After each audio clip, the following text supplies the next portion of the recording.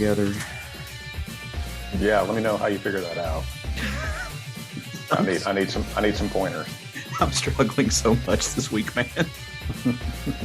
It's the worst. No, I'm like, seriously, this week has been just like, I made it through it, and frankly, I think I did a good job making it through it. But it's been a struggle. It has been an uphill climb the entire time. It was bad. I mean, we had a snowpocalypse. There were cancellations of things. It was just stupid. Yeah. So, yeah. How's your week been, man? You got no right to complain, I suppose. Yeah. I was supposed to go to Oklahoma, and when the forecast hit, I canceled it. And I really don't like doing that because inevitably, like, nothing will happen. Right. But the opposite, the spot I was supposed to go in got up to almost a foot of snow. Yeah. So yeah, luckily I made the right decision and didn't go out there and get stuck. Yeah. I'm glad you made that call. That would have been rough. Yeah. Been there before. So yeah, I made that mistake once or twice in my career. So, like you said, I think we ultimately made it out unscathed. So. Oh, sure. Yeah. Only lasted a couple of days and started melting off. So that was nice. Yeah. I was very thankful for that. I got up 5:30 Friday morning thinking, it'll be good enough. I can get out. No, there's no way. I couldn't even walk down my driveway, let alone drive up and down these roads to get out of this. But yeah, it's like, well, sure could have used that extra sleep. I'm fortunate in that, like, my SUV, it's not an all-wheel drive SUV, but it's got that, like, if it starts losing traction, it will kick into all-wheel drive. But it's not like it doesn't have like a toggle switch, so I can't just put it, but the computer just does something. It's like, I'm going to give you an assist. So I've been able to, like, bebop all around town to do things that need to be doing for the work I do with the van. I'm not just like getting out for no reason, but like to take people clothes and to get to the shelter that we put up and everything. I've been able to, like, handle that business on the side of things, which is real helpful for me. So even with the ice, and I'm able to get out and about and do what I need to get done. But speaking of things that we need to get done, since we're out and about, enjoying our coffee as I toast you here, clink, via Zoom this morning, we are the Southern Fried Geekery podcast, and we've got a show to do. So let's get into it. This is episode 215 of this little thing that we put on every week, every Sunday morning. I want to thank you all for joining us as you're listening to this, whatever day of the week it is. Hope you, if you're in the South, if you're in Central Arkansas, stayed warm and stayed safe in the midst of all this. And if you're not, just stay where you're at and stay safe anyway. I hope you're safe and warm regardless of where you're at. I am, as usual, Caleb Alexander McKenzie. Matt Trogdon. And we are glad to be back. So with you once again, as I look out my window at the remnants of an ice storm that came. For those of you who might be new to this little show, or maybe for those of you who just found us by happenstance, Matt and I, and normally our buddy Craig, get on here and we chit chat and we talk about all things comics, the things that we've read. We just run down a few of the funny books that we've enjoyed over the last week. And because we enjoy them, right? Like, that's the thing. And we try to keep things net positive. We don't do that thing where we all pick a book that we know we're going to hate and then we bash it, we rip it apart. There's other podcasts and other shows for that. We don't do that here. We try to abide by a 50-50 rule. So if we do have a criticism of it, we try to throw in a thing about it that we like too. So to balance out the scales, because, life's about balance. And why wallow in negativity? Nobody needs that. So we don't do it here. And so that's what we're planning on doing. We're going to get together and we're going to talk about some things we found interesting, and we're going to give it a little once over and see what we liked. As usual, we are going to do our thing where we have picked a book that we read in tandem, and so we're going to bounce some ideas off of each other. We call that our round table. But before we do that, just kind of set the mood, it's like lighting candles on a romantic night. Spraying a little glade in the air for that white trash romance, just to kind of get the group. Get my Axe body spray ready. Oh, I don't know if you can do that, man. I might have to come to your house. I don't know if I can handle that. But let's talk about just a little taste of some books that we read. Matt, drop a short stack on me, like pancakes in the morning. So 3 books that I read this week, starting with one from Image Comics. who's celebrating their 30th anniversary. They remind us on the cover is Ant #2, Ant Apocalypse, as the subtitle is called. This is by Eric Larson, who does the story, the art, and the colors. Mike Torres does the flats, as it says, and Jack Morelli does the letters. So we reviewed Ant #1 previously, and this just continues the story. Get a little bit more action into this one and how she's being used by the government as a weapon, and a lot of great art in this book, a lot of action. Eric Larson has a lot of successful years under his belt, and they're on display in this book. So the main character is a young African-American female, something a little bit different. So my curiosity is what's driving me to keep checking this out, just to see where this is going. Did we ever figure out why we thought that there was a like Jack Kirby connection to this character? No, other than the only guess I have for that is that Eric Larson is such a huge student of Jack Kirby, and his art, as he openly is spoke about, is in many ways a mimic of Jack Kirby. A lot of the same poses, action shots, and so on. It's only justification I can come up for that. Yeah, that makes sense. Yeah, I didn't know if any new information had come to light. None that I have seen. Put your detective hat on. Yeah. Second on my short stack is from Marvel. This is #6 in the Fantastic Four life story. This is the 10s, as in the 2010s. This wraps up this little mini series. This one is done, the writing was done by Mark Russell, and then the art team is Sean Isaacs and Carlos Mango, and then Nolan Woodard is the letterer. This is a great little series. These life story series, at least the ones that I've read anyway, have been really good. And Mark Russell continues to deliver. So being somebody that's always a mediocre Fantastic Four fan, this is not something I'm inclined to necessarily like anyway, but it was just done very, very well. Most of the story has to do with the coming of Galactus, and that was done exceedingly well. Some really cool Doctor Doom moments in that, by the way. And then #3 on my short stack is from DC. This is a Black Label one-shot. This is Peacemaker, Disturbing the Peace by Garth Ennis, Gary Brown, and Lee Lowridge. So this entire book is about Peacemaker having I guess you would call it a session with a psychologist that's been sent to analyze him by his government employers. And you get a lot of backstory about Christopher Smith in this. And you get a lot of insight on what his motivations are and what he sees the term peacemaker mean. The name Peacemaker, what does that really mean to him? And you get some pretty startling insight on that on the very last page. So if you're looking to pick this book up because you like the show and you think it's funny, you're not going to get the same vibe from this. This is not a funny book. And I don't think there's one joke throughout the whole book. It's very dark, and it's all about the character's motivation. I mean, yeah, he's a dark. I mean, without the James Gunnism of everything on the show and stuff, and on the Suicide Squad movie, he's a dark character. Like, he's a deeply troubled individual. Yeah. So speaking of Peacemaker, when you're flipping through the DC books, did you see the? I guess it's a preview or an advertisement for the new Black Label book, Suicide Squad Blaze. It's being done by Cy Spurrier and Aaron Campbell. The cover of it that they've got, or at least the advertisement, is this really cool like negative space thing. It looks like they've taken a picture and done like a photographic negative, but they've added color to it.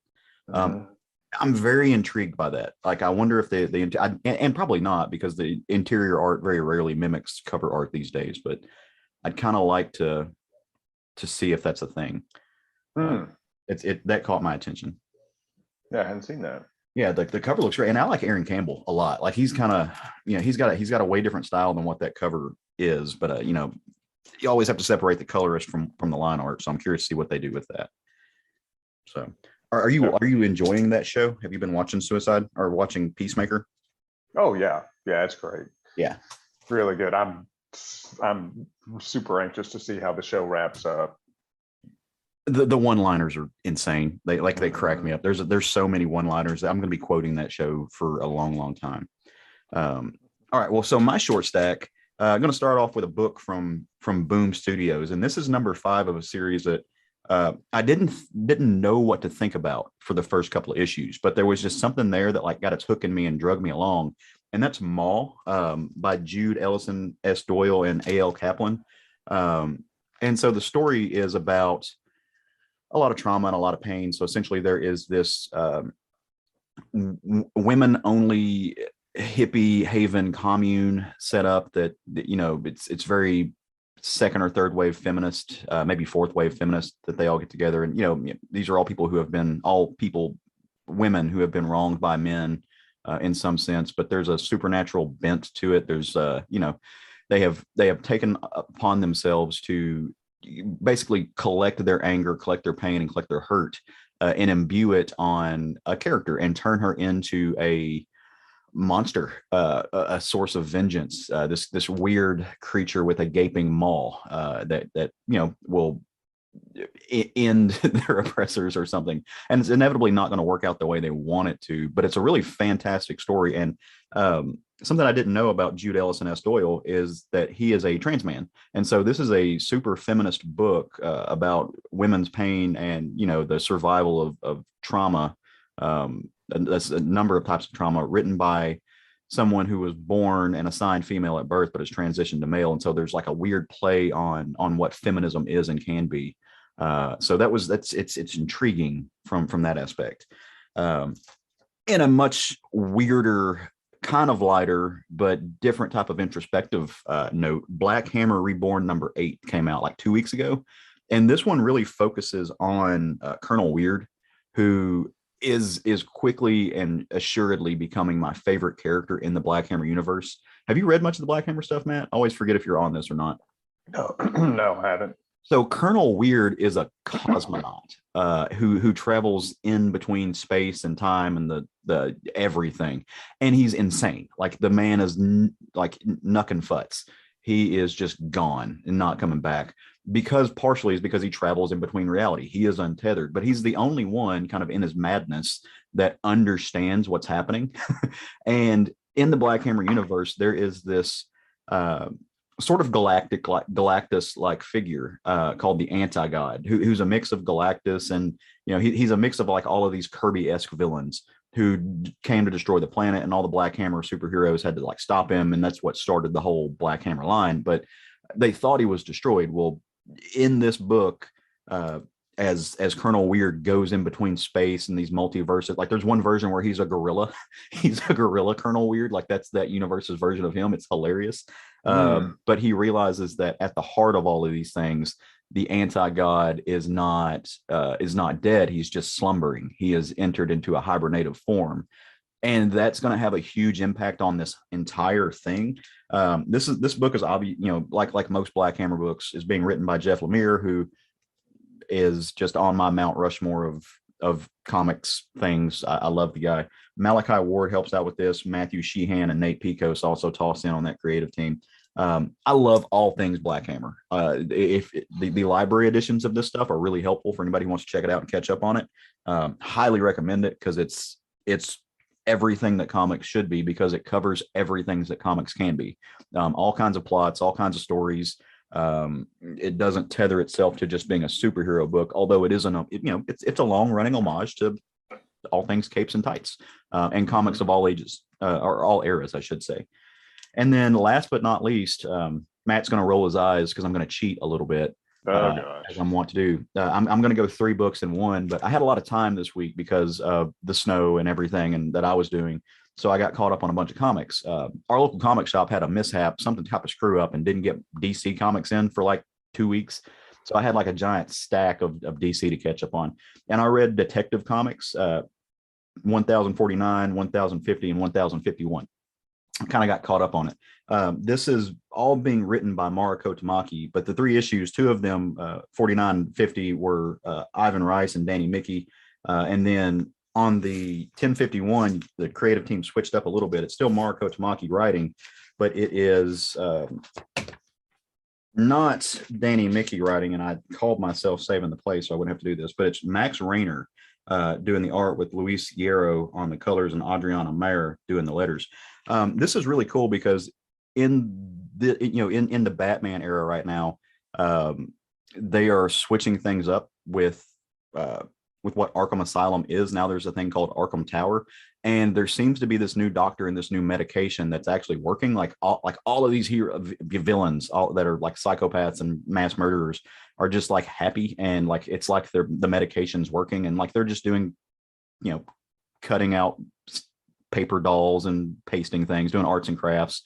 And nobody really knows how this works. And of course, the Bat family, this is all focused on, less Batman and more Nightwing, more Oracle, Batwoman, Orphan, all of those characters. They are obviously not trusting it, and they've got Huntress on the inside, but she's feeling better. Like she's got like a parasite that allows her some precognitive abilities in her brain now, but that's being dealt with, and so she doesn't want to come out. But what you find out in this 3-issue run, it's going to be spoilers a little bit for anybody who hasn't got caught up on this, but it's not really the medicine. It's the doctor who is running this place is running a con and has got a really cool bat villain hiding in the attic of this giant tower, who has telekinetic powers that he is making everybody feel happy and okay. And if you think back enough, you can probably think of who it is. But the plan is they're going to get written a fat check from the city because they've made this great thing and healed all these villains, and they're just going to skip town with it, like a pirate might do. Wink, wink, nod, nod. So that's my short stacks this week. Really cool stuff. Mariko Tamaki's writing the best Bat book on the shelves right now. In my like a long form, not counting in the the mini series and the Black Label stuff, but I never thought I would read Mariko Tamaki writing Batman, because that was never like, when you're reading some of her graphic novels and early work, it's all, slice of life and feelings and young womanhood and stuff like that. And now she's just like, no, I'm going to write Nightwing just beating the shit out of people and do it amazingly well. So if you're not on Detective Comics, check that out. It's really, really good. It's that good. It's that new hotness, one might say. Speaking of new hotness, we read a book this week. It's a new #1, and it comes from the House of Ideas. Now, this book that we're going to talk about, fresh off the shelves last week. So inevitably, that means some spoilers have to happen for us to talk about it, right? Like, there's no way we can really get into it without breaking a few feelings, I guess, and telling you what happened in the book. So, check the show notes, spoiler warnings, and all that fun stuff. But we're going to be talking about a character that I just can't stand. I don't like this guy at all. Never want to read a book in him. He's just a pansy. He's always just happy. Never has an attitude issue. And won't do what needs to be done ever. It's just always true. The one to walk away from a fight instead of having it. And that's a character called Sabretooth that we have not seen in a while, at least in the pages of Marvel Comics, who is making his grand debut back in the world after being swallowed by, or sentenced to be swallowed by, Krakoa, because he is in fact a bloodthirsty murder creature with the X gene. So Sabretooth #1, it's on the shelves, and we're going to talk about it starting right about now. So if you don't want spoilers, hit the pause button, go read it, and come back and see us. Real quick, Matt, 30,000 foot view. Give me what your thoughts on the book were. I love this book. The first 10 pages were amazing. God, I love the first 10 pages especially.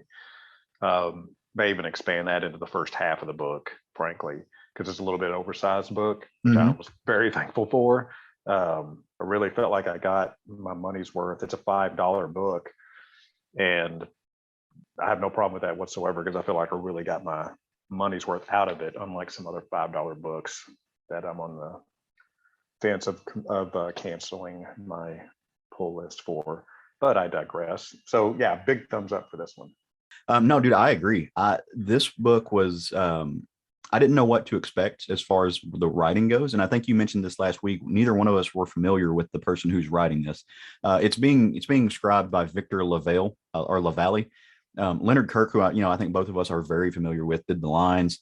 You had Rain Barreto do the colors, and Corey Pettit, who is very, very, very renowned as a letterer, put the words on the page for us.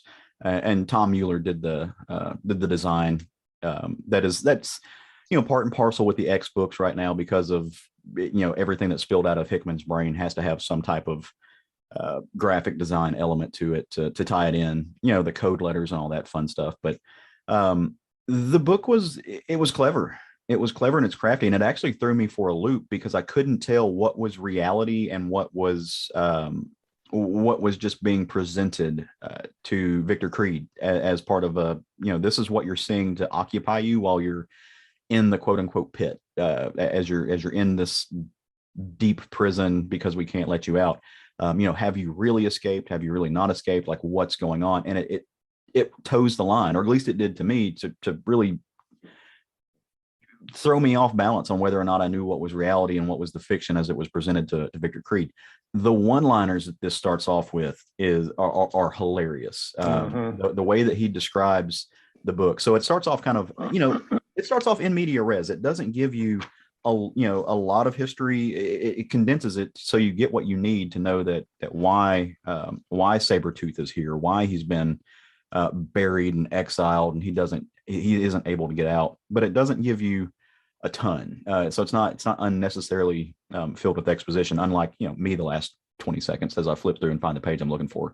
But it shows you the Quiet Council, and then it gives you Victor's opinion of it, and he just has a distaste, and he literally calls the Quiet Council clowns. He remarks about how stupid it is, like the Cerebro helmet is.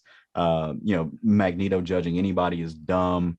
Although he does compliment Apocalypse, and he gives Apocalypse by the new name that I will only call him forever.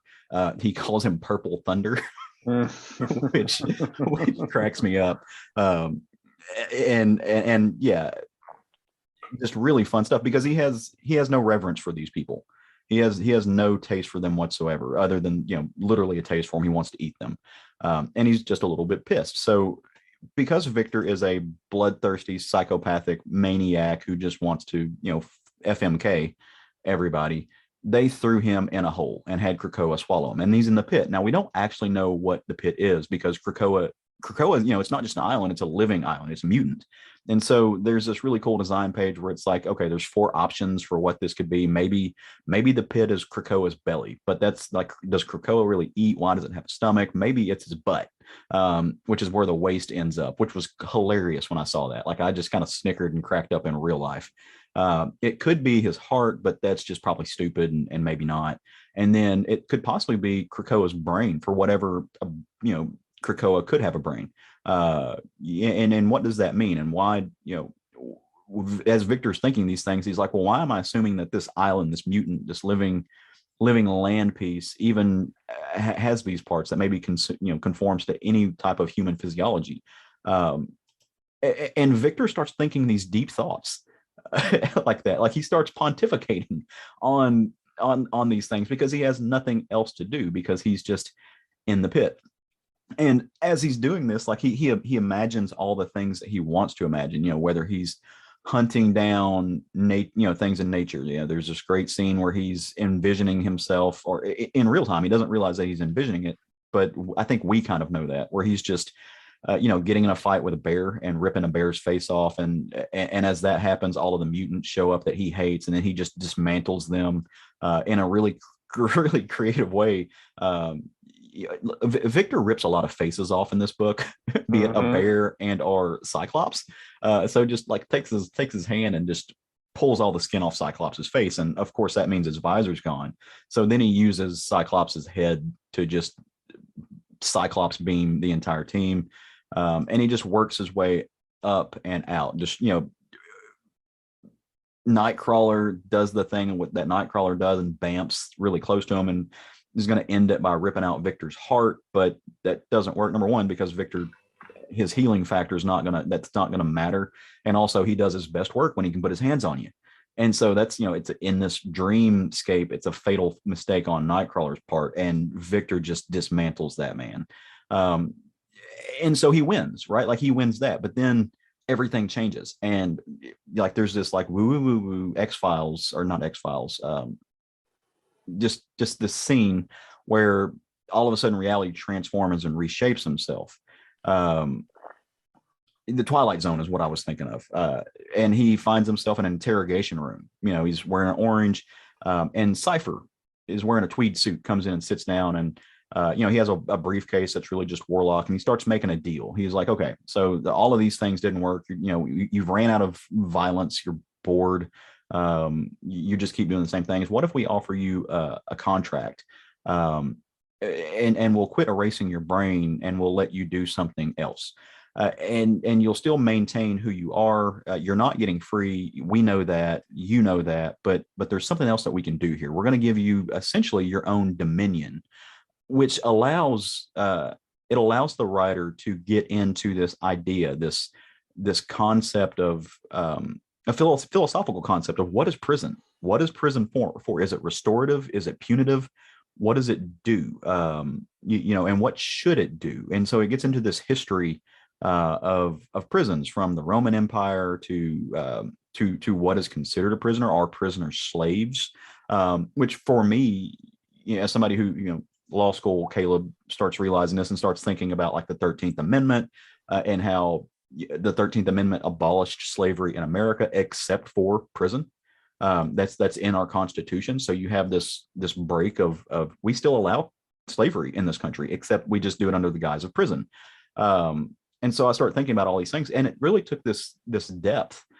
There's this duality to the story that is both like low level, just violence, and then this really, really philosophical slant to the world, and to prisons, and to evil, and to what we think about incarceration and stuff, which I thought was great. Like to be able to balance that, to be able to hold that parallel in a story, and hold my interest, and I think to hold everybody else's interest, was great. And so by the end of the story, you go through some more scenes where Victor has dismantled other people. I thought it was strange that it wasn't all mutants.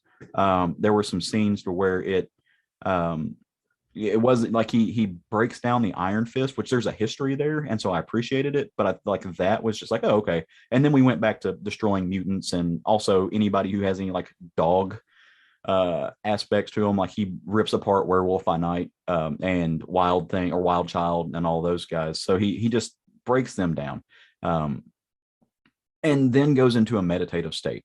And what this allows him to do is find the different parts of Creed that as have been written by different people, and brought to, what is Creed's psyche? Is he the child? Is he the animal? And he kind of is able to take all of these different elements of what makes Sabretooth, placate them all at once, and wrap them up. And essentially he becomes the devil. I think in his own mind, he becomes the warden, so to speak, of the pit prison. And anybody who gets dropped in there is going to be subject to him. He's almost like King Conan. Like this is now his reign of terror in the pit. He's the boss. And so anybody who gets dumped into here is now subject to his control.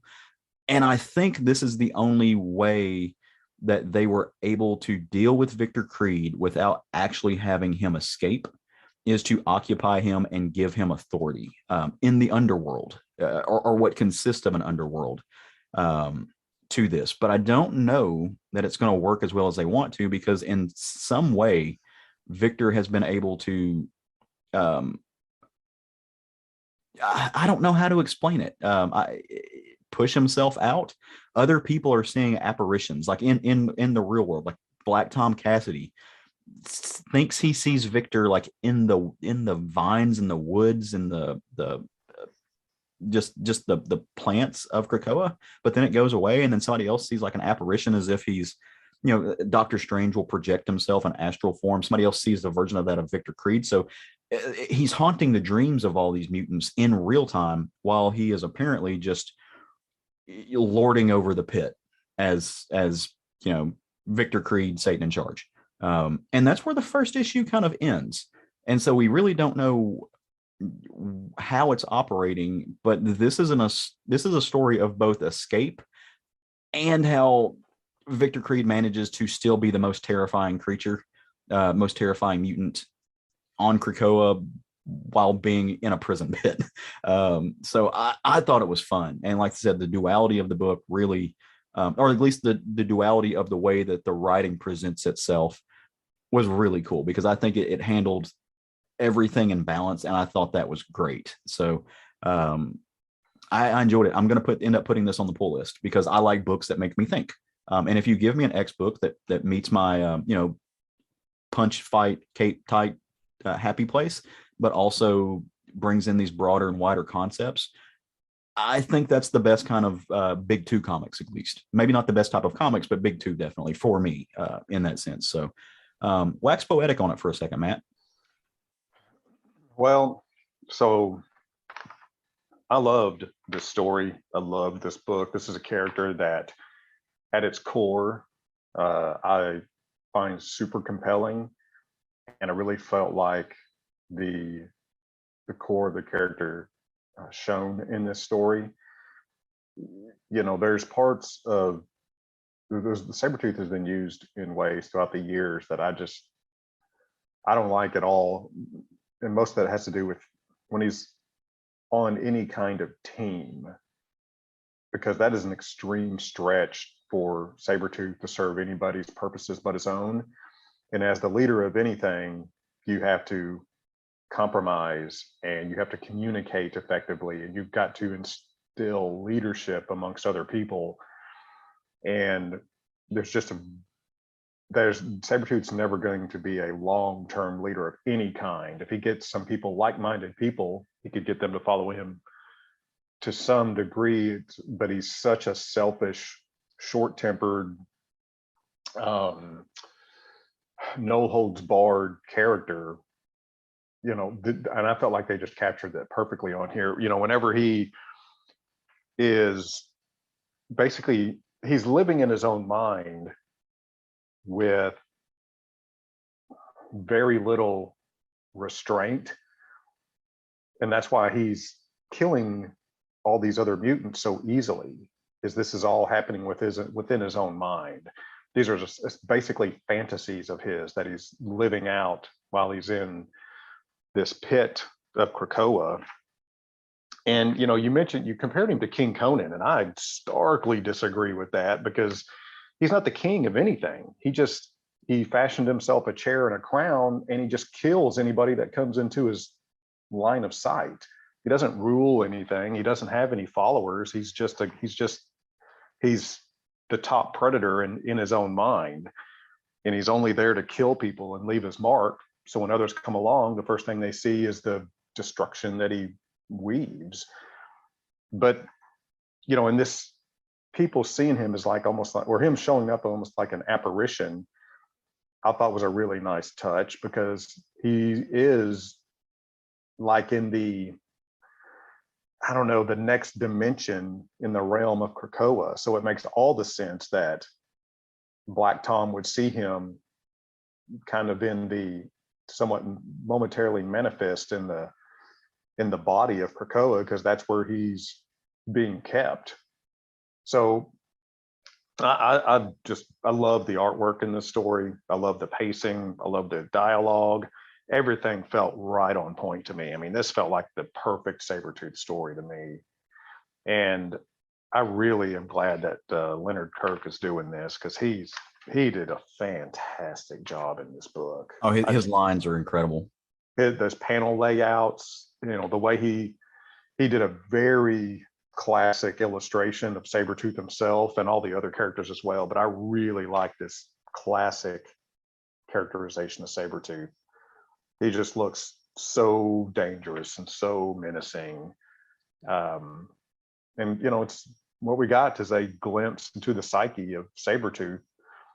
And all he's doing is thinking about taking his revenge on Krakoa and the mutants that inhabit it because they wronged him. So what's going to be interesting is to see where this story goes, and if he actually is successful in breaking out, knowing this is all he's dwelling on and this is all he's thinking about this entire time, which it obviously would be all one would expect. So I'm super looking forward to the rest of this series. Oh, you and me both. I do want to go back to something you said a while ago, because I think I misspoke, and it maybe planted the wrong seed. I wasn't making the connection to King Conan as far as like mannerisms or ability to lead. I was talking about like what I meant to express was like the visual cues were meant to like invoke the idea of King Conan.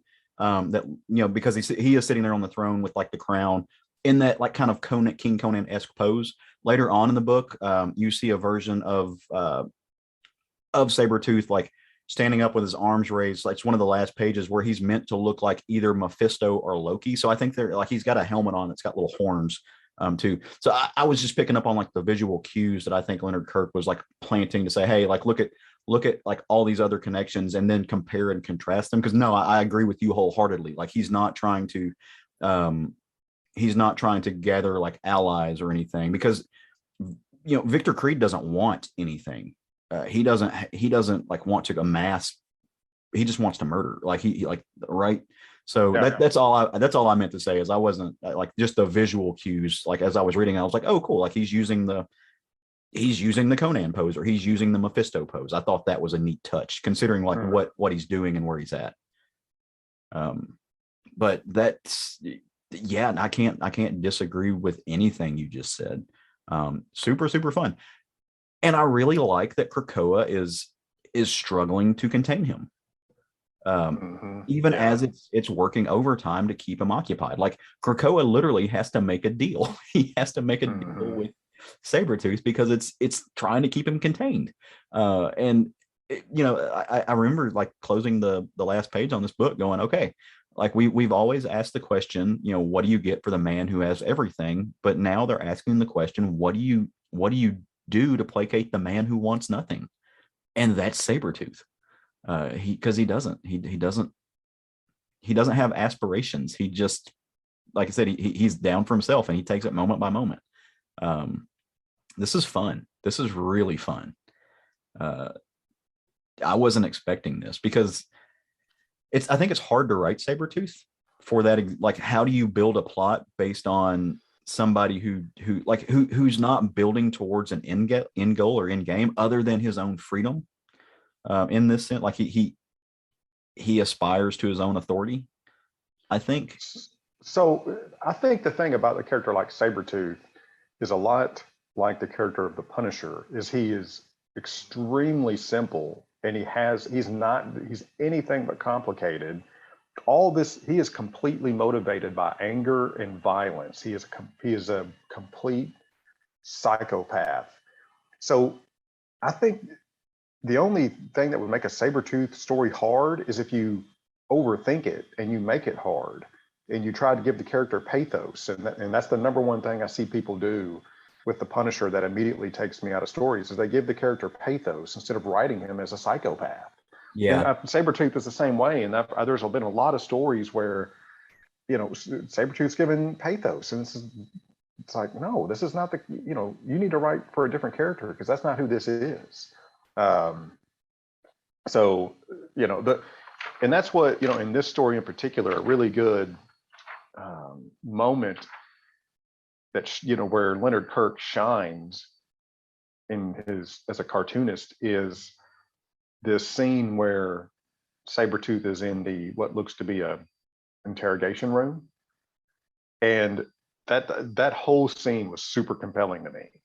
The way Leonard Kirk drew that entire exchange, the facial expressions, the quote unquote camera angles, I get, you know, perspective is a better way to say it, the perspective that he draws Sabretooth in. I mean, you get the feeling, the presentation that this guy is a ticking time bomb, and you're sitting in the room with the most dangerous mutant there is. Yeah.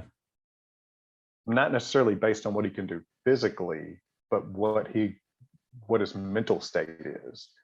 He's completely unpredictable. And that moment really captured it until he pops, and then eventually he pops. And how quickly he goes from extreme violence to, I guess you would call, a resting heartbeat, reminiscent of Hannibal Lecter. Yeah. In a lot of ways. I just loved it. He is just an absolutely one of the most compelling villains in comic books to me personally. And it's all because it's so simple. It's so simple. I had a similar moment with that, where the scene where he was like sitting at a table with the different versions of himself, like the child who's like, literally it's the child who's just compelled to eat cake. And then you have Victor Creed, who's in a suit and tie. And then you just have like the pure Sabretooth.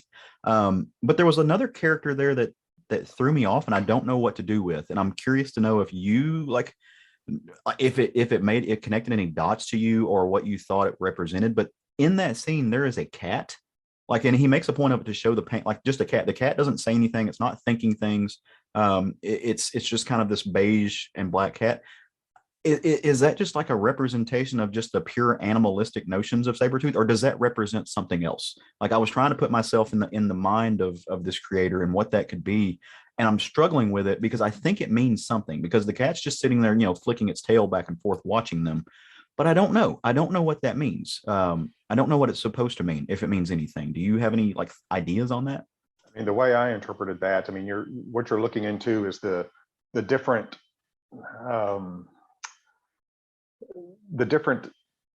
types of personality within this character, and the different motivations of different points in his life. And then you've got the house cat.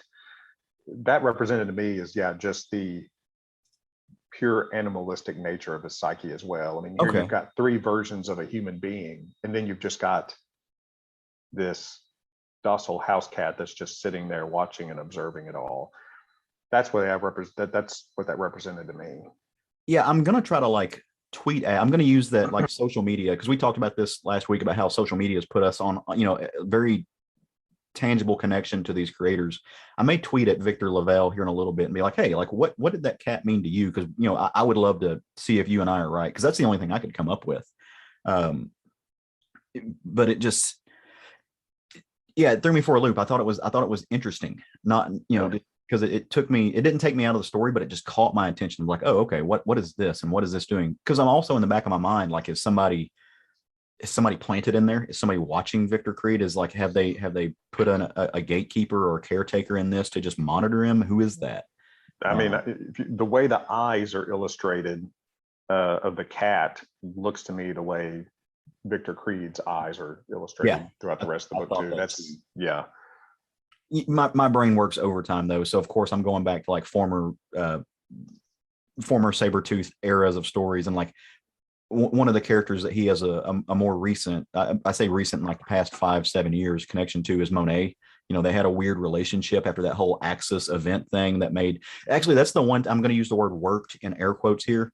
That's the one time that I think doing pathos to Victor Creed, quote unquote, worked, because it made him good. And that's the only time that you really can apply pathos to that character, and make it like not take him out of the character. And so during that time, he sets up this relationship with Monet, who's a very feline-like character. And so I was just curious if maybe that was something with her. Again, speculation of the purest form, just because my mind like tries to connect these dots. But that did make me want to know, say this is the first comic that anybody's ever read of Victor's, like of a Sabretooth comic. I know you love this character immensely. What are some of the better Sabretooth stories? And I know I'm putting you on the spot, so like, if like you don't have to mention creative teams or anything like that, but what are some of the better two stories in your opinion that people could go back to read and maybe give a little taste of who this person is?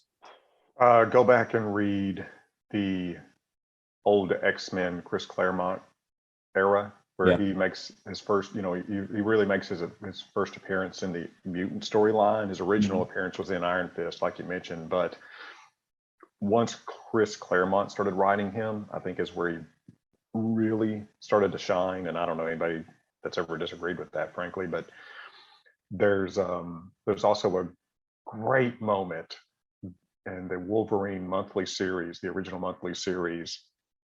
And I believe it is issue number 10, and it's got Sabretooth and Logan fighting on the cover. The cover's done by Bill Sienkiewicz. and the interiors John Buscema, written by Chris Claremont. That's an excellent issue to give you some insight and background, not only on Sabretooth as a character, but the relationship between he and Wolverine and how far back it goes, and just how evil he is. And if you read that, and you read the old Chris Claremont X-Men era stuff where he's present, then I think you really get a foundation for just how evil the character is, and why it's so grating to me when you have him in a team, leading a team, or teaming up with Wolverine. And the concept of Sabretooth and Wolverine teaming up is just nauseating to me. It's just like you people haven't the most basic understanding of these characters. The idea that they would tolerate each other in a team is asinine. The only time it's ever been done in an entertaining and acceptable way for me personally is when Jason Aaron did it during his Wolverine run. Okay. Well, Sabretooth makes an appearance, and in Sabretooth's mind, he's going to work along with Logan. But the way Jason Aaron did it was brilliant, absolutely brilliant. So we were like, okay, I can see this. So I would highly suggest reading that as well. Nice. But those are definitely the ones that come to mind. So for me, again, not as well versed as you in this. I thought about the Wolverine Sabretooth run by Simone Bianchi. I didn't particularly like the story, or I guess Simone Bianchi did the art. I personally can't tell you who wrote the story because anymore. It's been so long since I've looked at it, and I haven't looked at it off the shelf in forever. I like Simone Bianchi's art in that book, but more recently we had that mini series from Marvel that was the Wolverine Red, White, and Blood. And there were a couple of short stories in that where one in particular where Wolverine is like out in the Canadian wilderness and just finds like a slaughtered family. And it's because of Sabretooth. Sabretooth really is not in that story a whole lot, but his presence is just all over it. And I think that story really, really brought out who Sabretooth is. Those mini stories were incredibly good. And for the folks who might be listening to this, who are like, well, shit, man, I guess I got to go through back issues and find these old issues. I want to throw out that Marvel Unlimited, if you have, number one, you can find most of this on Comixology, but if you sign up for Marvel Unlimited, if you don't mind reading digital comics for like $10 a month, you get the full scope and spectrum of, I think, just about everything that Marvel's ever done.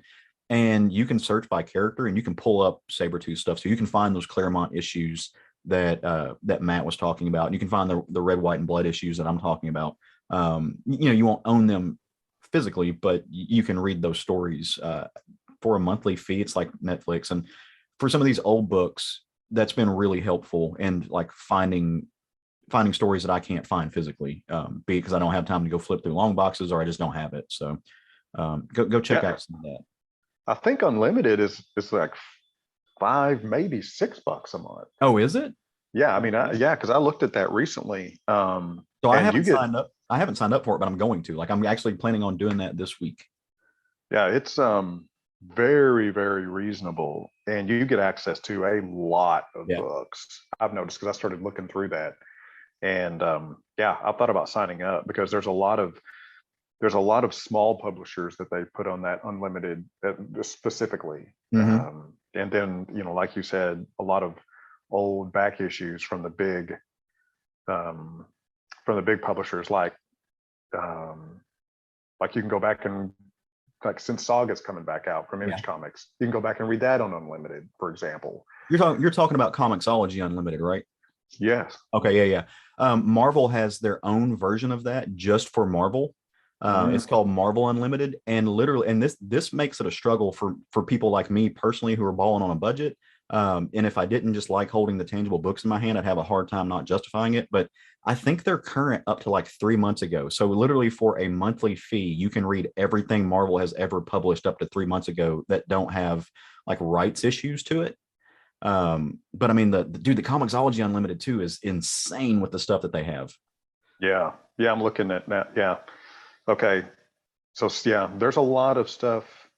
Yeah. So Uncanny X-Men, 1963 to 2011 is on Unlimited for Comixology, for example. That's crazy. Yeah. So there's those that were, specifically. It's a great tool. Like I said, you have to not mind reading digital comics. That's the only thing, right? And I don't like to per se, even though I do, and I've really gotten more open to the idea from time to time. So me too. Yeah. I think it really helps having a nice tablet or a nice computer that you can read on. That's helped me. I can't read them on my phone, but I've got like my laptop. I've got the kind that folds in half, and I can use it as a tablet. So a nice 15-inch screen, bigger than most comics. That's helped. So yeah, definitely. I'm getting more and more into that, which is kind of scary. My husband loves it because he's like, "Hey, less clutter, yay!" maybe we can condense some of those close to 30 long boxes you've got stashed in my attic. Yeah, frankly, that's my number one motivator as well, is less clutter. Yeah, it's a thing. So, well, tell me about a book that you might have read this week, Matt, that I have not picked up. I want to hear. Tell me a story. I want to hear about it. Well, so my original plans were thrown askew because of the ice that came through the area. So I ordered a shipment of books that one among many I'd planned on talking about. Well, that got derailed because I didn't get my delivery. So I went back through the archives and I pulled a book from Image Comics from 1994. This is a 3-part miniseries from the Spawn universe. This is the Violator short 3-issue series. Have you read this? I have not. I don't think. So I haven't read a ton of Spawn. I knew that. Yeah. Yeah. And so clowns, we're gonna fix that. Clowns also terrify me, and just a little bit. Mm-hmm. Well, this one I picked up when it was coming out. I was full on in the Spawn verse at the time. I couldn't have loved the Spawn verse more when it was launched. It was my favorite thing. And this story was written by Alan Moore. And the pencils are done by Bart Sears. Inks are Mark Pennington. And the letters are Tom Orzechowski. Are you familiar with Bart Sears? Have you read anything that he has done? Yes. Yeah.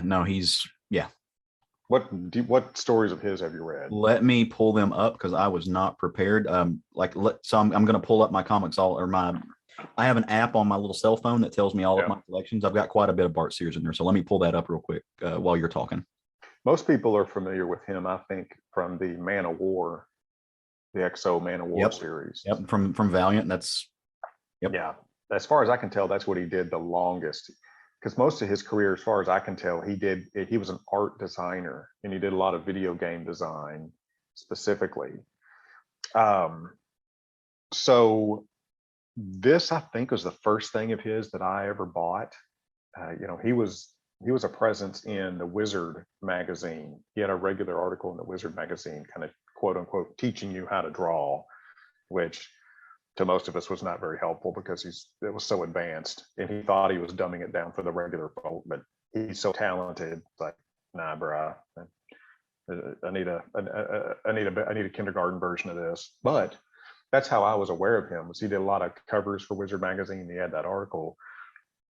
But this story takes place early in the Spawn run, and it's right after the character of the Violator, who, as a reminder, is a demon from hell, and he has 2 physical personas.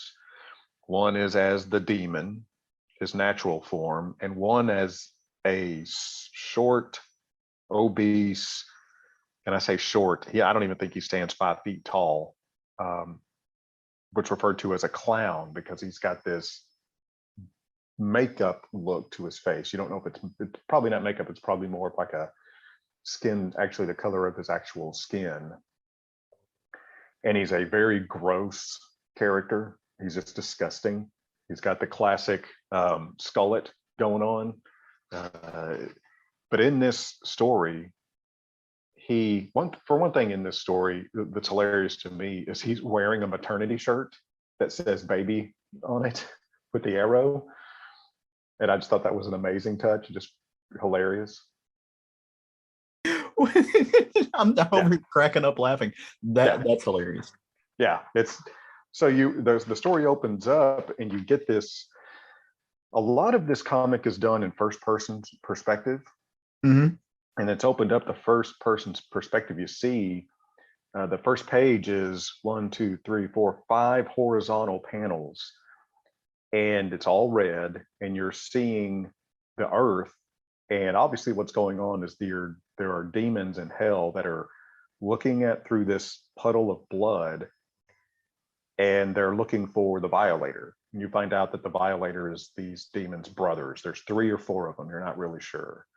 So they're trying to locate their brother who's been sent to Earth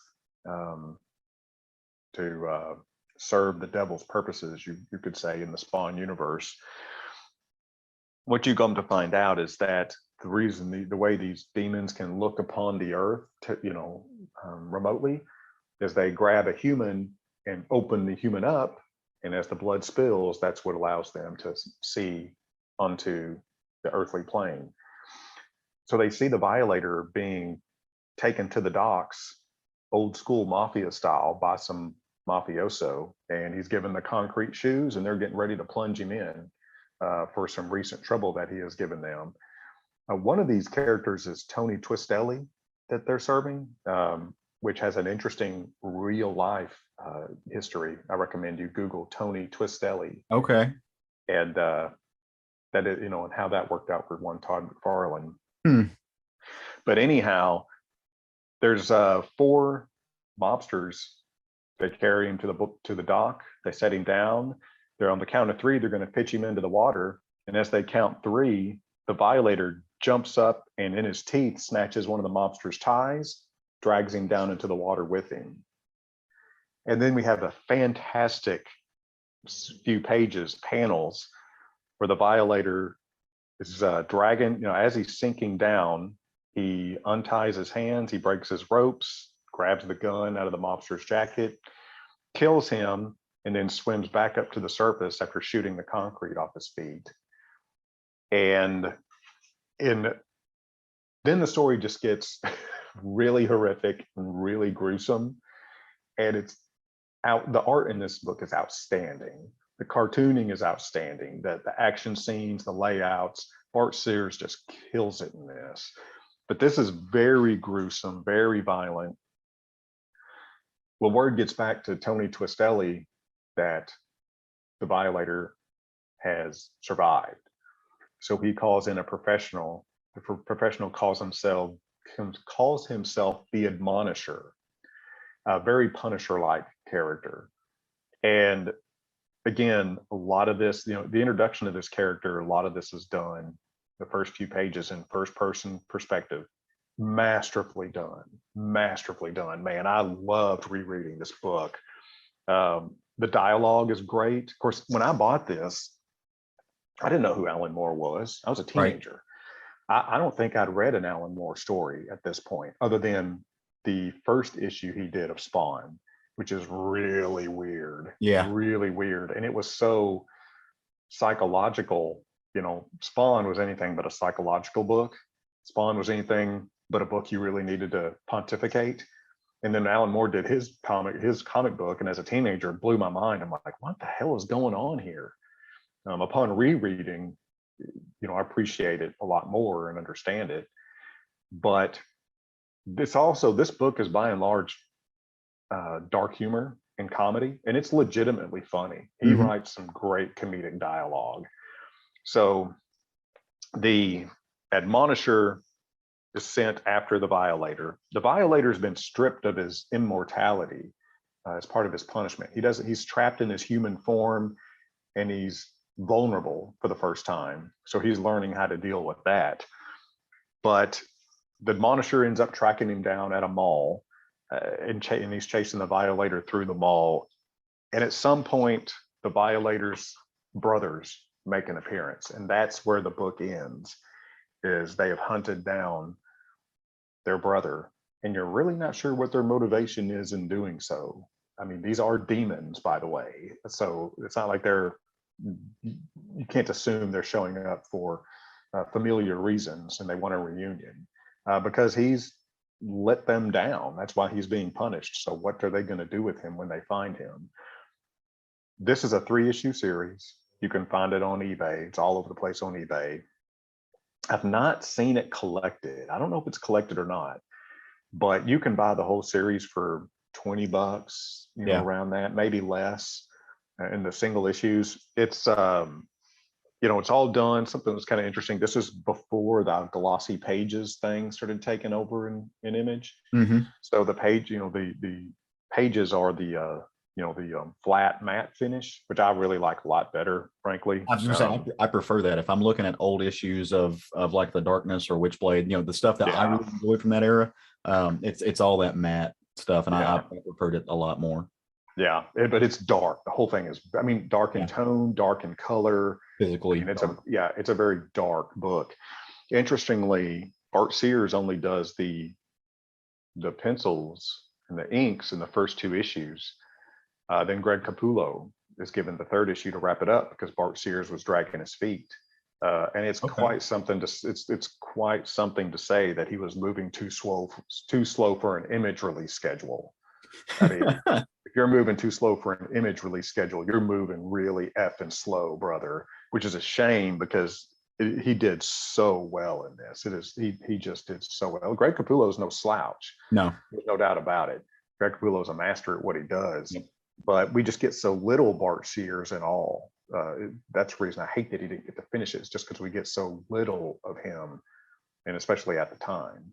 So, if you're familiar with the Spawn storyline at all, and for whatever reason you missed this one, I highly recommend you go back and get it. It's just a lot of fun, great artwork, really fun to read.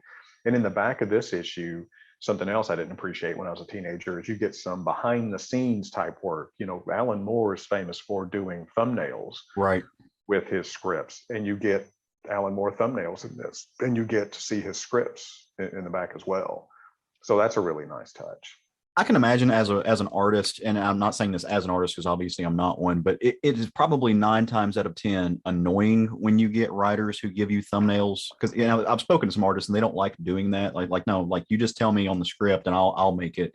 But I think with a writer like Alan Moore, it might be helpful because of exactly what you were talking about earlier. Like his stuff is so, like, I've read some Alan Moore scripts, like you can get the PDFs online, and like what's on the page is largely spilling out of his brain. And that's got to be helpful to an artist to really kind of interpret Alan Moore. But if you sign up to do a book with Alan Moore, you know what you're in for. Exactly. So and if you get offended by that, that's essentially it's your problem, because he's famous for doing that, and he's such a master at what he does. I fully, in his case, I fully am behind him in doing that, because he's just too good to just hand over a script, and he puts way too much into his scripts, as opposed to an extreme example of the opposite.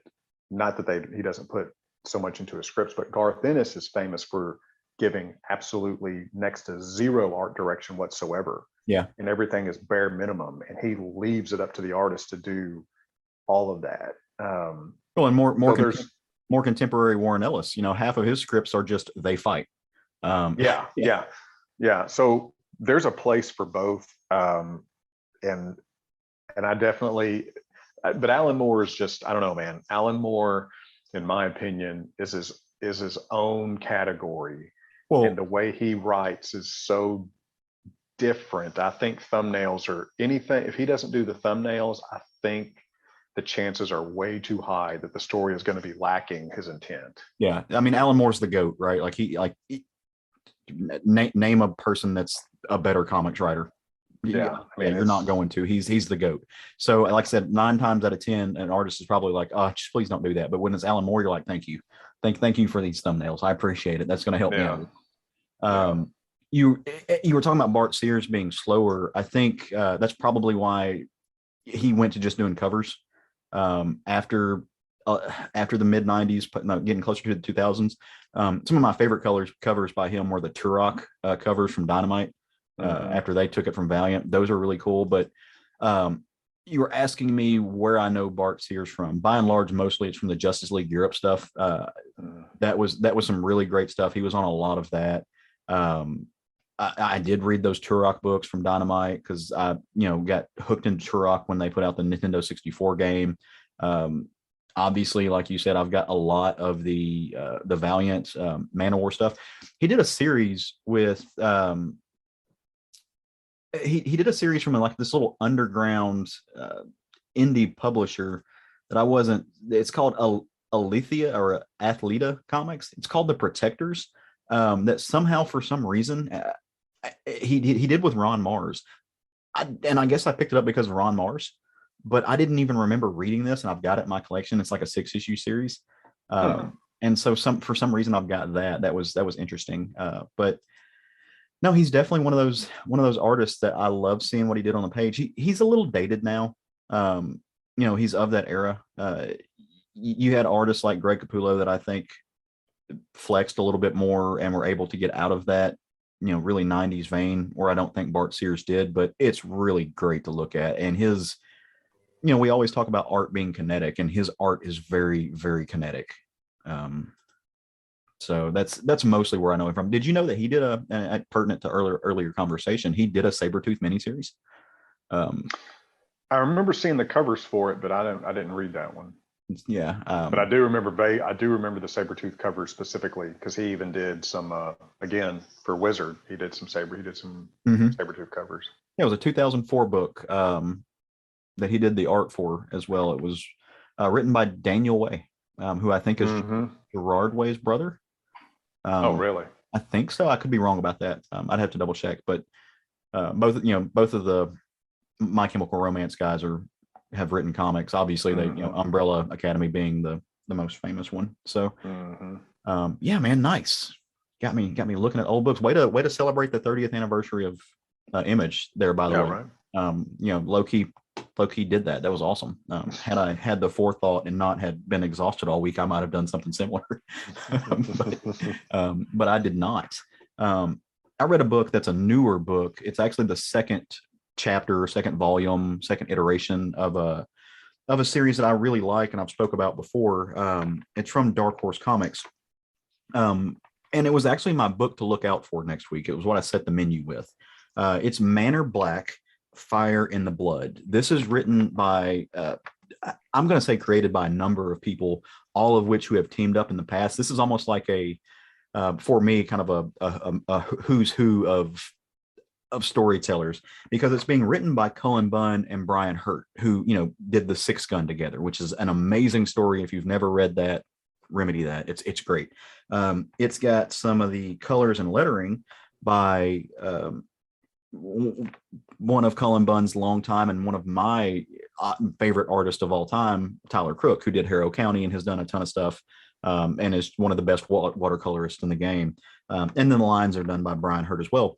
And this entire story, this book, is a supernatural type story, as is wont to be created by Cullen Bunn, that features it centers around this family, the Blacks, Roman Black being the patriarch of this family, all of which are like magic users, and they have their magic manifests in their blood, and they can literally like draw their blood out of their palm when they're doing magic. Like the blood just kind of seeps up out of their palms, and it's until this point been considered genealogical, like it's part of their DNA.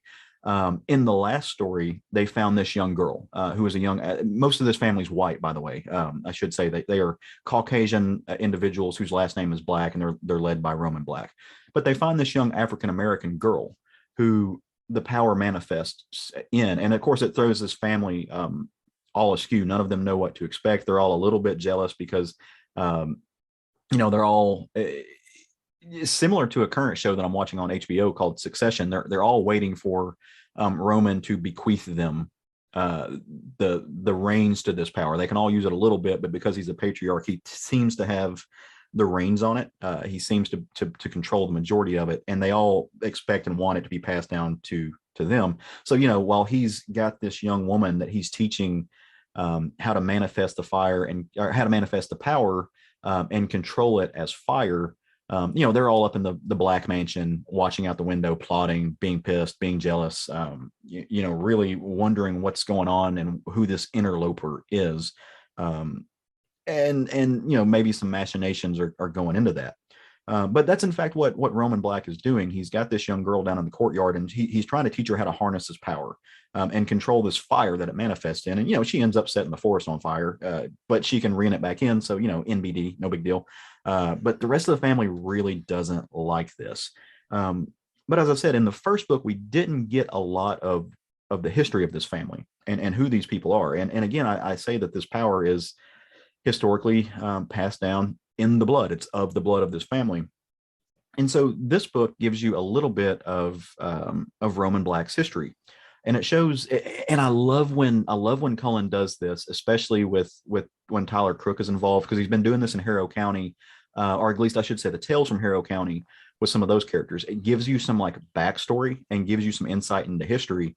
And so he does that with Roman specifically. He shows you the fact that Roman went off to World War II. The family didn't want him to go. They really thought he was going to just, he got drafted and he was just supposed to be some clerical stuff. And but Roman comes back and he's stacked. Like the dude is like, he's a soldier, right? Like he's obviously done more than just, hang out on a typewriter and send letters home. This man's been fighting. Like he's just, he's muscled up, and his sisters are there to meet him. And they run over to him and hug him. And, they're all just amazed that their little brother has grown into this man as he comes home from war. And all of this is delivered, in sepia tone with Brian Hurt's amazing lines. It gives this kind of American feel. But they start explaining to them that, dad, who would be Roman Black's dad, is not of the right mind. He's paranoid. He's convinced that his children are out to get him. They're out to steal his legacy, and that they're going to knock off, and that Roman his coming home is convenient at this time. Of course, Roman, very tongue in cheek says, "Oh yeah, like no, I totally planned on ending the war and defeating the axis of evil, so I can come home and take magic from my daddy. That I 100% did this. That's totally on me." But they said, "Hey, look, like he's not a rational person. He's not thinking about these things." And so they walk out and get to a car, and of course, their driver is an African American man who takes in, he's kind of given the whole family a side eye. And what you find out in the story is that the family, the driver's family, kind of seems like a butler, but they live on the grounds with them. Again, there's a daughter involved, or a woman involved, passed down through the legacy. What is implied in this book, or at least very seriously implied, is that the young girl in the future that Roman is training might be his granddaughter, might be either his daughter or his granddaughter, likely his granddaughter. And so it still was passed down in the blood. So this old white magic heritage is now manifesting in this young African American girl, because she actually is family, and the rest of the family is going to have to reckon with that. And in the future, this, like in the present, this girl, she's really upset because she feels, and she doesn't know any of this, by the way. She's not being able to harness the power like she thinks she should. And she just set, like I said, half the forest on fire. So she's a little upset. So she decides to go for a walk, and she walks into the woods and is exploring a little bit. And if you've read Harrow County, again, no one paints forest and foliage quite the way that Tyler Crook does. So it's lush, it's vibrant, it's beautiful. And she comes up on some ruins, like this nature is taken back over this building. Stone and concrete steps. This does not look like a place that should have like this was a mansion. It's not a small building. And so she starts pulling weeds and stuff back, and she starts to realize that, hey, this looks like it was burnt down. And she's doing that. She's manifesting fire in her palm while she's doing this, and I think she's putting some stuff together as she's realizing that there is a whole bunch of history here. And as she begins to walk away, and she doesn't see this, a vaporial apparition shows up and starts watching her walk away, and all you see is this these word balloons that say, "Not your father, not your father, not your father," which again throws a monkey. Who is this vaporial form talking about? Is it talking about Roman? Did they just throw a monkey wrench in the connections of the family that we had built up to think about? I don't know. So Cullen and Brian are really throwing in some craziness in here to throw you off. Like their plot is strong. At the end of this story, young Roman, as he's coming back from the war, trying to get set up, is talking to the family members, is getting ready to go to bed, has been talking to the, I'm going to use the word the help, because that's what they're meant to be in this time. And that should make you think about the movie, The Help. That's what's happening here. These African Americans are, they're being paid probably not well to be the quote unquote help for this white family. One of the young girls reaches over as he's shutting out the lights in his room, and she reaches up and she pinches the wick of a candle, extinguishing it. And then it cuts and it shows Roman Black's sister just obliterated, just bloody, skin melted off, just she's been put half a skeleton, things are burnt off. And we don't know what's going on here. And that's where the book closes. Cannot wait for issue 2 in this. I love this world. I really liked Manor Black. The first series that came out, like learning who these family is and the family dynamics of this magic, and the metaphor of power and wealth, and now we're getting into some history here. And Cullen Bunn, I don't know if he describes himself as a quote unquote Southern writer, but having read Harrow County, he, and a lot of this is like Southern in the sense of like Harrow County is connected to his history with the Carolinas, so it is Southern in that sense. But now he's getting into some of this, like, dirty Southern racism and family secrets, which is really compelling to me. That's something that we don't like talking about stuff that, as far as like, white families and this old Southern racist heritage don't like to discuss the fact that, dalliance has happened, and, the quote unquote racial purity and power, and the purity of power, it's largely bullshit. And so he's making a metaphor of that, and it's really, really good. And I never get tired of seeing Brian Hurt's lines, never get tired of seeing the ink and the art that Tyler put down on the page. It's got that magic that I loved from Harrow County.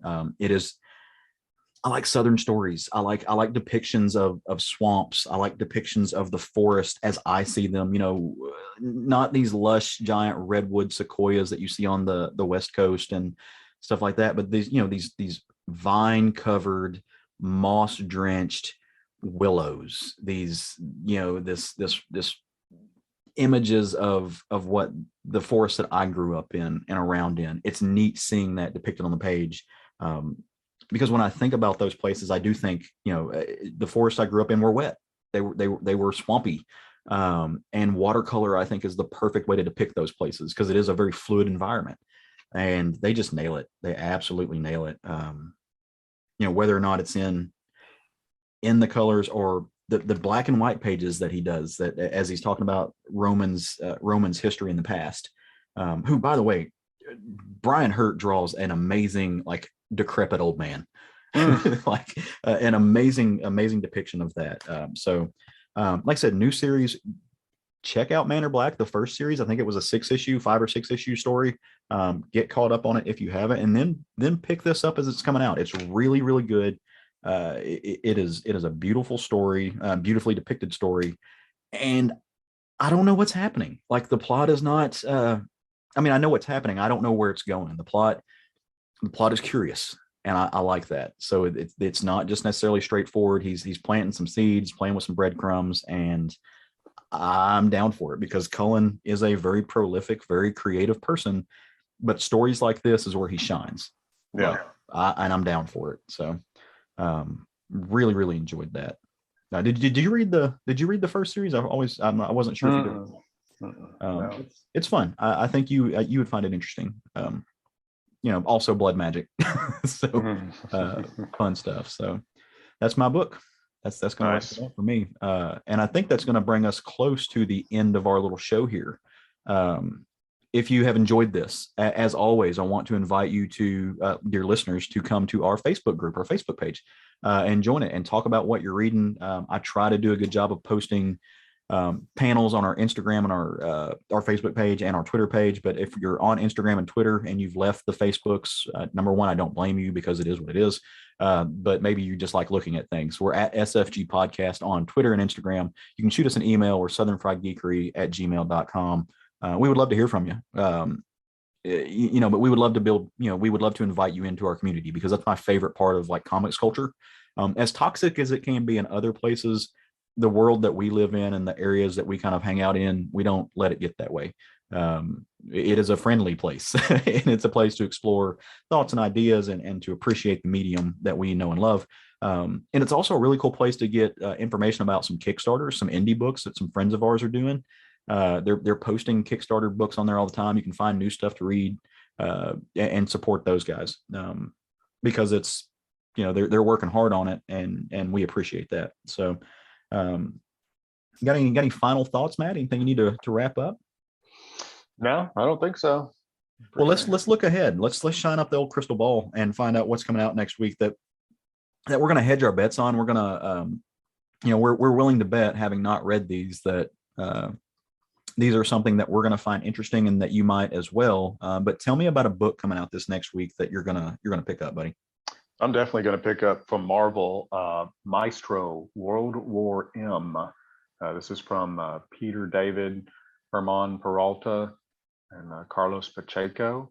Mm-hmm. This is the final chapter in this Maestro series that's been written by Peter David, and most of the art's been done by Herman Peralta, and it's just been great. It has been so much better than I ever expected it to be. But in this final run, apparently it says that he is going to be up against Abomination, Namor, and Doctor Doom. Ooh. So yeah, I'm really looking forward to this, man. Yeah, so like you said, this is the final, this is the third of these, right? I believe this is the third. Yeah. It's been great. It's been really cool seeing Peter David finish his story. And I'm not gonna lie, I was nervous about it when we first heard about these because I didn't necessarily want to know. Like, there were some things about that original run where we first met the Maestro that I just, I didn't know that I needed answers to these questions, and I didn't particularly want to, because in our brains we kind of built them up. Like, how did this person get the trophy room and stuff like that? But I really like what we got, and it really defied my expectations. Yeah, I'm with you on that. It's a lot of times when you have a mysterious background with a character, it's a two-sided coin. It's like really compelling to know, like, man, I'd really like to know what that story is. But so often it's just a letdown. Yeah. And so often it never lives up to what you've built up in your mind. Couldn't think of a better example than the character of Wolverine when it comes to that. Yep. So this is a dog. Yeah. So this has been an excellent little run. I've really dug it. Nice. Yeah, I'm on board with it too. So I'm going to tell folks to go pick up a number 2 issue. Every once in a while we throw in some stuff in the middle of this just to keep your interest peaked, but specifically this one because it's been a couple months since issue 1 came out, and I don't want people to forget about it. It's from a publisher that I love. It's one of my favorite publishers of last year, but it's Radio Apocalypse number 2 from Vault Comics. Spoke about the first issue on the show. Really, really enjoyed it. This is going to pick up right where it left off. So these refugees are from this town of Kins Creek, and they are about to take a journey, and it's not going to be an easy journey to go to this settlement at Bakerstown. And there's this individual. He's the day tripper, and he's got to carry everything while the light is still sky, because they're in the wastelands, and the wastelands are going to get incredibly dangerous when the sun goes down. So we're going to see what happens with this. It's a post-apocalyptic story, and it does play with the idea of old school AM radio being the only communication in this world. But it is bright, it's vibrant, it's interesting. It's being written by Ram V, who I love. Like, that dude just continues to just hit. It's being drawn by Anand Radha Krishan, I think is how you pronounce his last name. He goes by Anand RK, and then Aditya Bidikar did the letters in this. It's cool, it's fresh, it's something that we've never seen before. It's got this interesting like mix of just Mad Max meets manga meets hip hop vibe to it that I'm just really into. And I think most of it's done digitally, but he uses, he uses digital effects really well, and he layers his art with like, I just everything you can imagine, just to give it this texture, this really cool texture, this grit to it. It's almost like he took like Tank Girl and then took what they did in Tank Girl and brought it into like the 21st century. So I like, that's the best way I can explain it. It's just fun. And that second issue is coming out this next week. And so I'm really excited to grab it, grabbing it and grabbing a lot of other Vault stuff too. So check out Radio Apocalypse #2. If you missed the first issue, fix that, get it, because you're going to like it. It doesn't pull any punches. I will say that, like, they're not afraid to kill some folks, to murder in this wasteland. There's like ugly dogs, and they ripped somebody apart on a rooftop, and broke a heart while they did it, which was really sad, and it made me sad, and I cried a little bit. Not really. It was fun. So yeah, check that out. And while you're doing that, we hope you have great weeks. We hope you read some comics. We, again, want to hear what you're reading. So come to all those places we told you about before. And you know what? Go be kind to somebody. Find something, find a way, an excuse, anything to treat a stranger with kindness, because we need a little bit more of that in the world. And while you're doing that, go forth and love some comics. Word. Yes, sir.